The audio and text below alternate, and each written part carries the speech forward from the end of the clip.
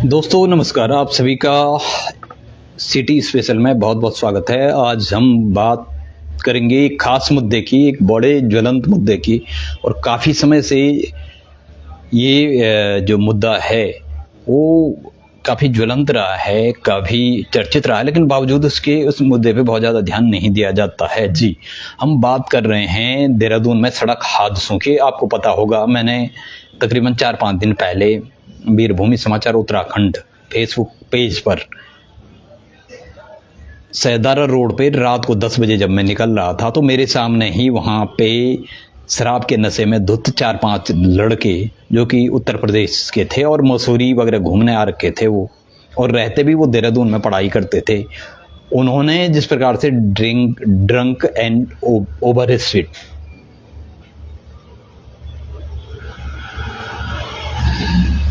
के कारण, और उन्होंने न सिर्फ एक जोमेटो सवार को टक्कर मार दी और वो गंभीर हालत में उसको भर्ती करवाना पड़ा कोरोनेशन हॉस्पिटल में। उसके बाद उस जीवित बचा नहीं बचा वो बात अलग है।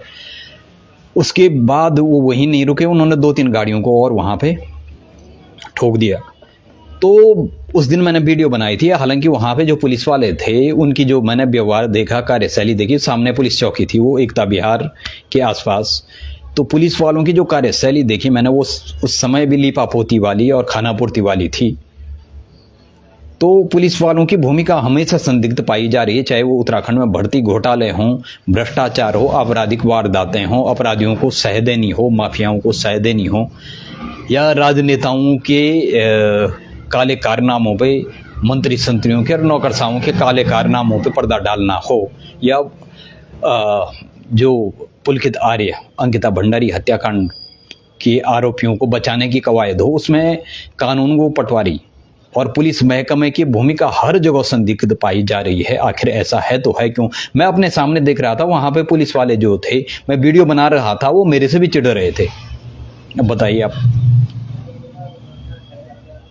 तो अधिकांश दुर्घटनाओं में क्या होता है कि जो कभी तो अपनी गलती से मरते हैं और कभी वो अपने आप नहीं मरते हैं, दूसरों को मार देते हैं। यानी कभी सड़क पे चलने वाले शरीफ और आम आदमी को दूसरे के गलत कामों की, कुकर्मों की सजा भुगतनी पड़ती है। मैं पहले भी वीडियो में बता रहा था कि कभी ऐसा होता है अधिकांश मामलों में कि गलत काम करता है कोई और, पाप करता है कोई और, कुकृत्य करता है कुछ और, कोई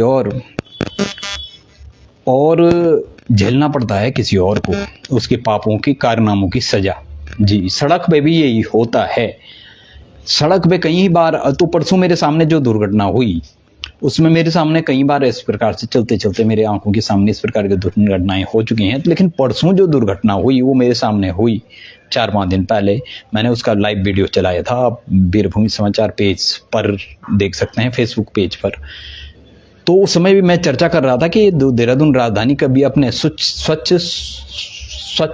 स्वस्थ आबोहवा के लिए जानी जाती थी और यहाँ के सभ्य लोगों के लिए जानी जाती थी। अधिकांश यहाँ नौकरी पेशा लोग, रिटायर्ड लोग रहते थे, तो बड़े सभ्य रहते थे। गाड़ियों का जो था चलाने का सिस्टम है, जो भी है, वो बड़ा मतलब अच्छा था, क्योंकि आदमी सभी समझदार, अगर कम्युनिटी हैं, सभी लोग सभ्य हैं और एक स्वस्थ और सभ्य संबंध रखते हैं, स्वस्थ और प्रगतिशील सोच रखते हैं। तो वो दूसरों, न तो खुद कष्ट में रहना चाहते हैं, न वो दूसरों को ठेस या कष्ट पहुंचाना चाहते हैं। एक अच्छा आदमी जो स्वस्थ, सभ्य और प्रगतिशील संबंध रखता है, वो न तो दूसरों की जिंदगी में फालतू दखलंदाजी करता है, न वो ये चाहता कि मेरे कारण किसी और को परेशानी हो या औरों के कारण मुझे परेशानी हो। तो वो सबसे संबंध रखता है, अच्छे संबंध, स्वस्थ संबंध रखता है। वो षड्यंत्रकारी साजिशों वाले संबंध नहीं रखता है या किसी की टांग खिंचाई वाले संबंध नहीं रखता है। ऐसा देहरादून हुआ करता था, लेकिन आज जब से देहरादून में पर्यटन बढ़ा, वो मसूरी, धनौल्टी और तमाम गंगोत्री, यमुनोत्री जाने के लिए जब से यहाँ पे पर्यटन बढ़ा, और ये वेडिंग के बाद हनीमून डेस्टिनेशन के प्रसिद्ध हुआ, वीकेंड के लिए प्रसिद्ध हुआ, ये कि वीकेंड या पे वहाँ जाओ, चाहे वो दिल्ली, नोएडा में कहीं भी जॉब करते हैं, हरिद्वार, रुड़की में, वो वीकेंड पे यहाँ पे आते हैं धमाल मचाने के लिए। और इसमें कितनी दुर्घटनाएं होती हैं, कितने परिवारों के चिराग जल जाते हैं। लगता है कि जो आज के युवा हैं, न उनको अपनी जान की परवाह है और न सड़क पे चल रहे किसी आम आदमी की जान की परवाह है। न उनको अपनी जान और अपने परिवार की परवाह है, न उनको नियम कानूनों की परवाह है, न समाज की परवाह है। उसके लिए एक खुली ज़िंदगी का मतलब है, आज़ाद ज़िंदगी का मतलब है कि कुछ भी कर सकता है वो। जी ऐसा नहीं है। आप इस प्रकृति में रह रहे हो तो प्रकृति के अपने नियम हैं भाई। प्रत्येक चीज़ के नीति नियामक होते हैं, कानून व्यवस्था होती है, न्याय व्यवस्था होती है, और खुद प्रकृति के भी अपने नियम होते हैं भाई। आप उन नियमों को, सीमाओं को नहीं तोड़ सकते हैं। लेकिन आज तो आदमी का वही है ना, इतना बेलगाम हो चुका है अपने अति भौतिकवादी, अति उपभोक्तावादी, अति पूंजीवादी, अति स्वार्थ, अति घमंड, अति दंभ के कारण उसने रावण दुर्योधन वाले रिकॉर्ड भी तोड़ दिए हैं। यानी उसने भगवान को भी पचा दिया है लगता है, और वो भगवान से भी ऊपर खुद ही खुदा का भी खुदा बन बैठा है। ऐसी स्थितियां हैं। तो सड़क पे भी वही है। देहरादून में पहले लोग चलते थे, दुर्घटनाएं बहुत कम होती थी, सभी समझदार लोग थे। लेकिन जब से ये पर्यटन बढ़ा और ये वीकेंड वाला सिस्टम यहाँ पे आया, तब से यहाँ पे इतनी दुर्घटनाएं हो रही हैं लगातार कि ये एक बड़ी वो हो चुकी है। मैं 4-5 दिन पहले बात ही कर रहा था, और अभी परसों आपको पता है ONGC चौक पे 6 युवाओं की जिंदगी लील गई, एक दुर्घटना। जी, वो युवा 5 तो देहरादून के थे, 3 लड़कियां और 3 लड़कर, एक वो हिमाचल प्रदेश का था। और एक ही झटके में 5 की तो ऑन द स्पॉट मौत हो गई ONGC चौक पे। ये जो कड़ी कैंट साइड में पड़ता है, वहां पे भिड़ंत इतनी जबरदस्त थी कि वो कार जब ट्रोला से या कंटेनर से टकराई, कंटेनर मतलब ट्रक होते हैं जो मतलब वो आप बोलते हैं वो कंटेनर जो पेट्रोल वगैरह या केरोसिन वगैरह ले जाते हैं, इस प्रकार के कंटेनर होते हैं। तो सेला कोई रास्ते पे हो या जो भी है, वो वही बेल्ट पड़ती है, वहां पे वो इतने तेज चलते हैं। बीच में वहाँ ब्रेकर भी लगाए गए थे, वो ब्रेकर भी तोड़े गए। सरकार पता नहीं क्यों कई बार ब्रेकर लगाती है, कई बार वो ब्रेकर ही उखाड़ देती हैं, ये समझ से परे। तो वो जो कंटेनर वहाँ पे टकराया और कंटेनर के साथ कार टकराई, तो कार की स्पीड 100 से ऊपर थी। परसों जब सहजदार रोड पे भी जो मेरे आंखों के सामने जो दुर्घटना हुई, उसमें भी कार की स्पीड तकरीबन 100 से ऊपर थी, 120 के आसपास थी। उसने 2-3 गाड़ियों को वहां टक्कर मार दी। तो मैं बता रहा हूँ, किसी के गुनाहों की, अपराधों की सजा कोई और भुगतता है कई बार। तो वहां पे तो सहजदार रोड पे अन्य लोगों को भुगतनी पड़ी, वो जो आम आदमी थे, जिनका किसी ने उन रोड पे चल रहे थे, उन्होंने किसी का कुछ नहीं बिगाड़ा था, अपने नियम कानून से चल रहे थे, लेकिन उनके अपराधों की, गुनाहों की सजा उनको भुगतनी पड़ी।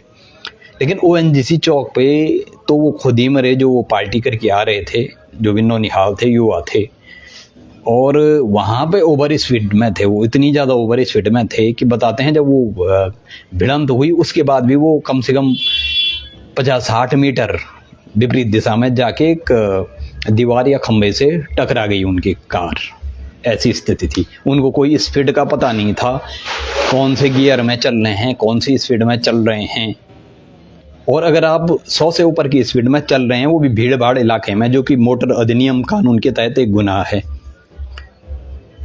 कि आप अगर भीड़ में 40 किलोमीटर से ऊपर चलते हैं तो निश्चित रूप से दुर्घटना की संभावनाएं बढ़ जाते हैं।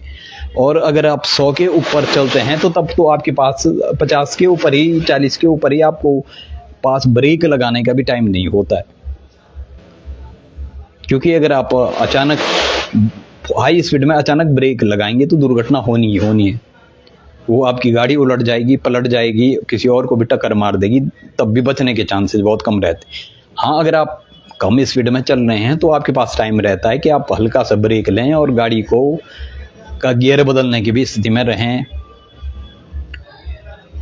या उसको एकदम से नीचे लो स्पीड में लाके ब्रेक लगा के लो स्पीड में लाके और फिर सबसे कम वाली जो गियर है उस गियर की तरफ ले जाएं। ये बहुत कम संभावना रहती है। अगर अब आप हाई स्पीड में 100 स्पीड में अचानक से ब्रेक और क्लच एक साथ दबाओगे तो फिर तो दुर्घटना होनी तय है। अगर आप 100 से ऊपर की स्पीड में हैं और तब आप ब्रेक का इस्तेमाल इस ढंग से करेंगे, क्योंकि बहुत ज़्यादा स्पीड तब चलाई जाती है अगर रोड खाली है, बिल्कुल हाईवे है, पहली बात।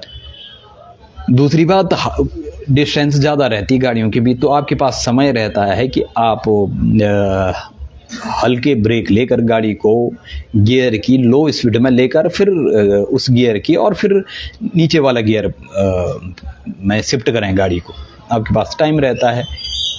हैंड ब्रेक अगर आप किसी ऐसी जगहों पे हो, चढ़ाई चढ़ाई डाउन वाली जगहों पे, वहाँ पे हैंड ब्रेक लेने का भी आपको पास समय लगता है भाई, लेकिन हाई स्पीड में इतना समय नहीं रहता है। तो वहाँ पे जो दुर्घटना हुई देहरादून में, तो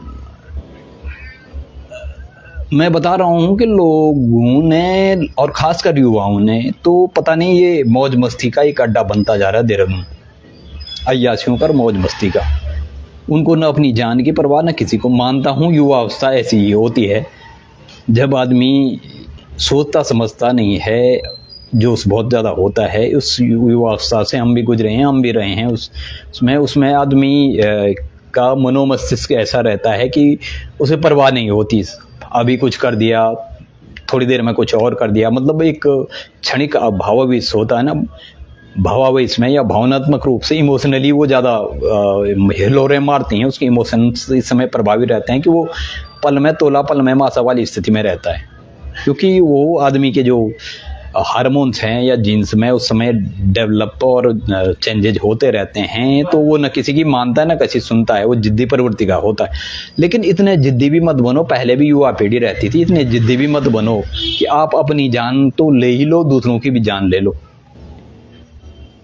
तो देहरादून में प्रत्येक दिन 2-4 हादसे हो रहे हैं और तकरीबन 2, 4, 5, 7 लोगों की जानें हमेशा जा रही हैं। ये बड़ी ख़राब स्थिति है। परसों भी नहीं, मैंने 2-3 बार पहले भी वीडियो बनाए थे इस पे कि जो देहरादून अपनी स्वच्छ आबो हवा और यहाँ के अच्छे लोगों के लिए जाना जाता था, जो नियम कानून से चलते थे, चाहे सड़क में हो, चाहे ऑफिस में हो, चाहे वो मोहल्ले में हो, कॉलोनियों में हैं, एक दूसरे के साथ स्वच्छ और प्रगतिशील संबंध रखते थे। लेकिन अब ऐसा क्या हो गया कि ये हादसों और दुर्घटनाओं का शहर बन चुका है जी। तो ये स्थितियां कौन संभालेगा, कैसे संभालेगा, जब पुलिस वालों की भूमिका कानून और न्याय व्यवस्था और की भूमिका ही संदिग्ध है और वही लोग ऐसे लोगों को पैसे ले दे के छोड़ देते हैं। या बात वही होती है कि केस मत करो, ये अभी रफा दफा कर दो, ले दे के ही मामला। तो इसको क्या कहेंगे? इस प्रकार के लापरवाही लीपापोती की जो कार्यशैली न्याय और कानून व्यवस्था ने अपना रखी है, उसके कारण आप कितने ही नियम अच्छे बना दो, जैसे मोटर अधिनियम का जो एक्ट बनाया गया, संशोधन किया गया 2021 में, उसकी भी धज्जियां उड़ाई जाती हैं। तो नियम कानून आप कितने ही अच्छे बना दो, लेकिन जब तक उसको चलाने वाले ईमानदारी से, प्रतिबद्धता से उन नियम कानून को नहीं चलाते हैं, तो उन नियम कानून के कोई मतलब मायने नहीं रह जाते हैं। आप कितने, भारत का संविधान है, भारत की न्याय कानून व्यवस्था है, दुनिया में सबसे बड़ी है। भारत में आपको जान के ताज्जुब होगा, जो भारतीय संविधान है उसको बनाने में ही 365 दिन लग गए थे। अब आप कल्पना कीजिए 365 दिन उसको लिखने में, बनाने में लग गए, और उसमें आपको पता है कितनी धाराएं हैं, कितनी अनुसूचियां हैं, कितनी धाराएं हैं। तो और अमेरिका का संविधान सिर्फ 21 पेजों का है जी। भारतीय संविधान जो हजारों पेजों का है, सैकड़ों पेजों का है, अमेरिका का संविधान सिर्फ 21 पेज का है। और अमेरिका में अगर आप जाएं तो लोग भाई नियम कानूनों को पढ़े लिखे हैं, जागरूक हैं अपने नागरिक कर्तव्यों दायित्वों के प्रति। वहां पे आपको कोई सड़क पे थूकता हुआ भी नहीं मिलेगा, कबाड़ा डालता हुआ नहीं मिलेगा। अब यहाँ तो लोग देखते हैं अगल बगल सब सो गए, कोई नहीं देख रहा, डाल दे भाई सड़क पे, डाल दे, अपना घर सफा करके बाहर डाल दो। तो नहीं है, पता नहीं हिंदुस्तान में क्या हो गया, लोग बोलते कुछ और हैं, करते कुछ और हैं, सोचते कुछ और हैं और दिखाते कुछ और हैं। ये स्थितियां इसीलिए गड़बड़ हो रही हैं भाई। नियम कानून, लोकतंत्र का मतलब आधा तो जनमानस होता है, आधा तंत्र मतलब प्रशासनिक और राजनीतिक तंत्र होता है, कार्यपालिका, न्यायपालिका और व्यवस्थापिका।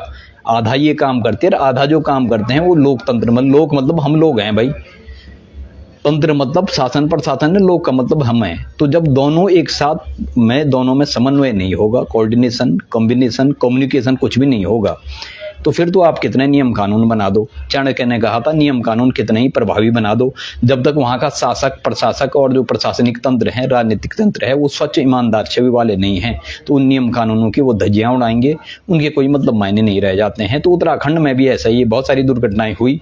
पुलिस वाले क्या करते हैं, केस करने से पहले ही मामले को रफा दफा कर देते हैं, ले देके, और ये लेने देने वाली जो बातें हैं उसी से इस प्रकार के हादसे बढ़ रहे हैं। परसों मैं चर्चा ही कर रहा था, 3-4 दिन पहले एक और हादसा हो गया। उससे पहले मसूरी में आपको पता है पिछले साल तकरीबन 27 लोगों की जान चले गई थी 2-3 महीने के अंतर्गत ही मसूरी रोड पर, और उसमें भी 5-5, 6-6 युवा एक ही साथ कभी थार में मर रहे हैं ओवर स्पीड में। ड्रंक और ओवर स्पीड उसका कारण था। तो ये सब क्यों हो रहा है? अभी देहरादूनी में एक राइडर, बाइक राइडर की मौत हो गई। इससे पहले अंकित चौहान था बाइक राइडर, उसकी मौत हो गई। लगातार हो रहे हैं, लेकिन बाइक राइडरों का कहर भी रोडों पे आप देखते होंगे। अगर आप जाएंगे तो आपके अगल बगल से ऐसे निकलते हैं कि किसी भी थोड़ा हवा भी लग गई, थोड़ा सा टच भी हो गया तो वो अपने आप राइडर तो बच जाएगा, लेकिन उसके साथ जो थोड़ा भी टच हो गया ना, वो भाई साहब गया फिर काम से। तो कौन इनको सह भाई बेलगाम कैसे हो सकता है? नियम, आदमी बेलगाम होगा, स्थितियां ऐसी आएंगी। प्रकृति में कोई चीज, हर चीज सीमा से, नियम कानूनों से बंधी है, चाहे वो प्राकृतिक नियम हो, भौतिक विज्ञान, जीव विज्ञान के नियम हो, या फिर वो सरकार द्वारा न्यायपालिका, कानून कार्यपालिका और व्यवस्थापिका द्वारा बनाए गए नियम कानून हो। भाई मनुष्य के लिए भी नहीं, प्राणियों के लिए भी नियम कानून है, और प्राणी अपने नियम कानूनों में अच्छी तरह से रहना उनको आता है।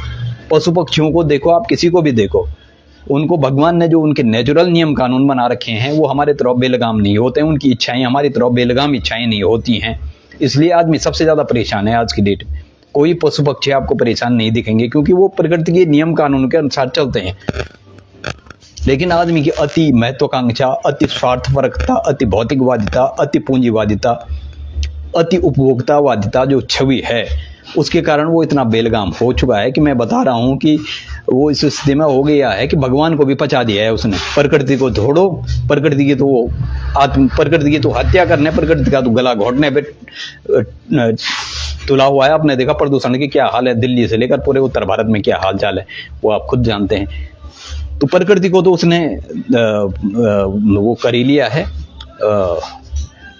पचा ही लिया, भगवान को भी पचा दिया है। उसको न कोई संवैधानिक मूल्यों से, कोई न नैतिक मूल्यों, न संवैधानिक मूल्यों से, न उसको न्याय और कानून व्यवस्था से जुड़े मुद्दों से कोई लेना देना है, और न उसके लोकतांत्रिक और नागरिक कर्तव्यों और दायित्वों से कोई लेना देना है, और न उसके कोई परिवार से ऐसे संस्कार मिले हैं कि उसको कोई नैतिक कर्तव्य और दायित्वों के प्रति भी कोई जिम्मेदारी होती है कि भाई हमारी जान उतनी ही जरूरी है, हमारी जान भी जरूरी है, सड़क पे चल रहे अन्य लोगों की जान भी जरूरी है, पेड़ पौधों की जान भी जरूरी है, प्रकृति पर्यावरण में जो भी चीजें हैं, चाहे वो चींटी ही क्यों न, सबकी जान जरूरी है। सब में वही प्राण होते हैं, सबको दर्द होता है भाई। उनके परिजनों को भी वैसे ही दर्द होता है जैसे हमारे परिजनों को होता है। अब युवा अपनी जान गंवा रहे हैं, किस किस को दुख दे रहे हैं? वो जिसको वो गाड़ी टकराएगी उस आदमी को भी चोटें पहुंचेंगी, दूसरे के परिवार को भी दुख मिलेगा। अपने आप मर गए तो अपने परिवार वालों, परिजनों को भी, जिन्होंने इतने उससे पाला पोसा, अपेक्षाओं, इच्छाओं से, आकांक्षाओं से उनको पाला पोसा, उनके दिल पे क्या गुजरेगी? तो ये सोचना जरूरी है। ये चीजें एक स्तर पे नहीं सुधरेगी, बल्कि इसको सुधारने के लिए प्रशासनिक व्यवस्था को, और खासकर पुलिस महकमे में जो ट्रैफिक पुलिस होती है और जो रेगुलर पुलिस होती है, इसकी भूमिका हमेशा से संदिग्ध पाई जाती है। चाहे वो अंकिता भंडारी प्रकरण हो, चाहे वो हिट एंड रन वाले मामले हों, सड़क दुर्घटनाएं हों, पुलिस की भूमिका, उत्तराखंड की मित्र, सेवा, सुरक्षा का नारा और दम भरने वाली पुलिस, आखिर ऐसे सारे मामलों में उसके नाम आ रहे हैं। तो क्यों आ रहे हैं भाई? चाहे वो पेपर लीक मामला हो, चाहे वो आपराधिक वारदातों में राजनेताओं को और अपराधियों, माफियाओं को बचाना हो, पुलकितारे उसका मामला है, जब पटवारी कानून गो से लेकर पूरी पुलिस अमले ने और यहाँ तक मंत्री संतरियों ने, राजनेताओं ने उसका वो जहां पे सबूत थे बनंतरा रिजोर्ट, वो ही तोड़वा दिया था एक दिन में, कि ताकि न रहेगा बांस न बजेगी बांसुरी, सबूत ही हटा दो। और ये करवाने वाले सरकार के ही नुमाइंदे और कारकुन और जो भी हैं, रहनुमा हैं, वही होते हैं। तो इसको सुधारने के लिए सभी को सुधरना पड़ेगा भाई। आम युवाओं को भी सुधरना पड़ेगा, उनको भी अपनी मर्यादाओं, सीमाओं को भी पहचानना पड़ेगा, अपने नागरिक कर्तव्यों, दायित्वों को भी पहचानना पड़ेगा, और कानून और न्याय व्यवस्था से जुड़े लोगों को भी वो करना पड़ेगा। जागरूकता, जिम्मेदारी और जवाबदेही सबकी बनती है, वो सरकार की भी बनती है। सरकार में खासकर जो प्रशासनिक तंत्र है, न्याय कानून व्यवस्था से जुड़ा है, राजनीतिक तंत्र है, और आम आदमी भी, जिसमें परिवार आता है, पड़ोस आता है, स्कूल आती है, उसमें इन चीजों की समझ देनी पड़ेगी। क्योंकि परिवार पहली पाठशाला होती है, वहीं से संस्कार मिलते हैं। स्कूल दूसरी पाठशाला होती है, और हम पाठशाला से शिक्षा सिर्फ पैसा कमाने की या सिर्फ अपना करियर बनाने की नहीं लेती हैं। धिक्कार है हमारे समाज पे, हमारे एजुकेशन सिस्टम पे। अगर हम एक आदमी, एक बच्चे को अच्छा नागरिक, सबसे पहले अच्छा नागरिक नहीं बना पाए तो फिर उस व्यवस्था का कोई मतलब मायने नहीं रह जाती है। पैसा आप कितना ही कमा लो, उससे अगर सुख शांति आनी होती तो अमेरिका और यूरोपीय देश सबसे ज़्यादा सुख शांति होते, जहां प्रति व्यक्ति आय ही करोड़ों में है। तो वो लोग क्यों परेशान हैं भाई? तो इसलिए कहते हैं कि सुख शांति समृद्धि के लिए वो पैसों के बजाय आपसी विश्वास, सद्भावना, भाईचारे और परस्पर एक दूसरे के साथ बेहतर संवाद, समन्वय, सहभागिता, भाईचारे और टीम वर्क के साथ ही सुख संपत्ति समृद्धता आती है एक दूसरे, और उसके लिए विभिन्न स्तरों पे विभिन्न माध्यमों के द्वारा लगातार प्रयास करने पड़ते हैं। तो हमें आशा ही नहीं तो पूर्ण विश्वास है कि अपने माँ बाप, जो भी बहुत सारे लोग हैं जो देहरादून में एजुकेशन के लिए भेजते हैं, कोटा, दिल्ली, इलाहाबाद, बहुत सारी जगहों या विदेश में भी एजुकेशन के लिए, विदेश में तो खैर तब भी व्यवस्था बढ़िया है, उनको समझा दें कि भाई तुमसे हमारी अपेक्षाएं भी जुड़ी हैं, समाज की अपेक्षाएं भी जुड़ी हैं। आप परिवार के संस्कारों को समझो और ऐसे बलगाम मत बनो कि आप किसी को भी सड़क पे चलते चलते मारें और अपना जीवन भी खत्म करें और लोगों के जीवन भी खत्म करें। तो हमें संवेदनाएं हैं कि जो 5 घरों 6 घरों के चिराग बुझ गए, उनके माँ बाप पे क्या बीत रही होगी। तो सब जिम्मेदार बनिए, जवाबदेह बनिए और अपने नागरिक कर्तव्यों के प्रति भी, अपने संवैधानिक कर्तव्यों के प्रति भी और अपने जो लोकतांत्रिक कर्तव्य और दायित्व हैं उनके प्रति भी सजग बनिए, जिम्मेदार बनिए, जवाबदेही बनिए और उससे भी पहले संस्कार दीजिए बच्चों को उनके नैतिक मूल्यों और नागरिक मूल्यों के प्रति भी। तो बहरहाल आप सभी लोग जो भी हमसे जुड़ेंगे, जो भी जहाँ भी हम जितना ये बात पहुंचा सकते हैं हम पहुंचा रहे हैं, और आप सभी लोगों का हमसे जुड़ने के लिए बहुत बहुत शुक्रिया। और दिवंगत आत्माओं को हम शांति की कामना करते हैं, उनके माँ बापों को भी और परिजनों को भी भगवान इस घड़ी में धैर्य प्रदान करे और आगे इस प्रकार की भूलें या हादसों का जो शहर न बने देहरादून, सुख शांति समृद्धि का शहर बने, हादसों और दुर्घटनाओं का शहर न बने, इनकी पुनरावृत्ति और बार बार इतिहास दोहराने वाली कवायद की ओर हम न बढ़ें। एक स्वस्थ, सभ्य, प्रगतिशील घर, परिवार, नागरिक और समाज और राष्ट्र बनाने की दिशा में हम अग्रसर रहें, ये हम आप सभी लोगों से अपेक्षा करते हैं और सभी लोगों का साथ सहयोग इसमें चाहते हैं।